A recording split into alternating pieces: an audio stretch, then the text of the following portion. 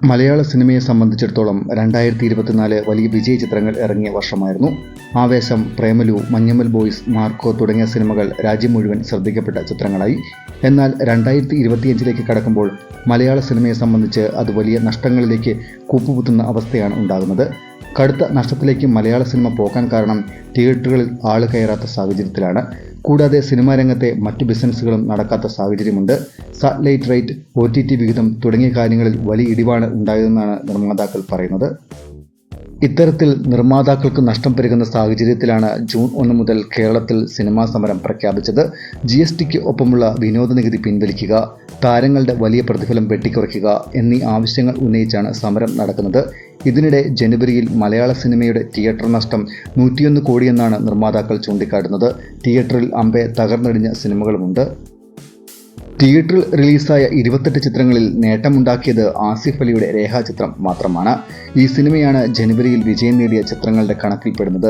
മറ്റ് സിനിമകളുടെ അവസ്ഥയെല്ലാം പരിതാപകരമാണ്. കണക്കുകൾ പുറത്തുവിട്ടാണ് നിർമ്മാതാക്കളുടെ വിശദീകരണം. ടൊവിനോ ചിത്രം ഐഡന്റിറ്റിയാണ് വൻ തോൽവി നേരിട്ട ചിത്രം. 30 കോടി മുതൽ മുടക്കിൽ ഇറക്കിയ ചിത്രം നിർമ്മാതാവിന് തിയേറ്ററിൽ നിന്ന് കിട്ടിയ ഷെയർ 3 കോടി മാത്രമാണ്. ബെസിൽ ജോസഫ് ചിത്രം പ്രാവൻകൂടി ഷാബ്, അർജുൻ അശോകൻ ചിത്രം അൻപോട് കൺമണി തുടങ്ങിയ ചിത്രങ്ങളെല്ലാം ജനുവരിയിലെ വലിയ പരാജയങ്ങളുടെ പട്ടികയിൽ ഇടം പിടിച്ചു. 100 ദിവസം കൊണ്ട് തീർക്കേണ്ട സിനിമകൾ 150 ദിവസം വരെ പോകുന്നു. താരങ്ങൾ വാങ്ങുന്ന പ്രതിഫലത്തിന്റെ 10% പോലും തിയേറ്ററുകളിൽ സിനിമകൾ നേടുന്നില്ല. നിർമ്മാതാവിന് 100 കോടി കിട്ടിയ ഒരു സിനിമ പോലും മലയാളത്തിൽ ഇതുവരെ ഉണ്ടായിട്ടില്ലെന്നാണ് നിർമ്മാതാക്കൾ ചൂണ്ടിക്കാട്ടുന്നത്. സിനിമ നിർമ്മാണ ചെലവിന്റെ 60% താരങ്ങൾ ഉൾപ്പെടെയുള്ളവരുടെ പ്രതിഫലം നൽകാനാണ് ചെലവിടുന്നത്. ഒരു രീതിയിലും ഒരു നിർമ്മാതാവിന് സിനിമ എടുക്കാൻ സാധിക്കുന്നില്ലെന്ന് നിർമ്മാതാവ് G. സുരേഷ് കുമാർ ചൂണ്ടിക്കാട്ടി. ജൂൺ 1 മുതൽ സംസ്ഥാനത്തെ എല്ലാ സിനിമാ പ്രവർത്തനങ്ങളും നിർത്തിവെക്കുന്ന രീതിയിലാണ് സമരം പ്രഖ്യാപിച്ചിരിക്കുന്നത്. സിനിമയിലെ എല്ലാ മേഖലയിലും പ്രവർത്തിക്കുന്ന സംഘടനകളുടെ സംയുക്ത യോഗത്തിലാണ് തീരുമാനമെടുത്തത്. അഭിനേതാക്കൾ പ്രതിഫലം കുറച്ചില്ലെങ്കിൽ സിനിമാ നിർമ്മാണം നിർത്തിവെക്കേണ്ട സാഹചര്യമുണ്ടാകുമെന്ന് ഫിലിം പ്രൊഡ്യൂസേഴ്സ് അസോസിയേഷൻ നേരത്തെ തന്നെ സിനിമാ താരങ്ങളുടെ സംഘടനയായ അമ്മയെ അറിയിച്ചിരുന്നു. ഇക്കാര്യത്തിൽ പിന്നീട് ചർച്ചകളൊന്നും നടന്നില്ല.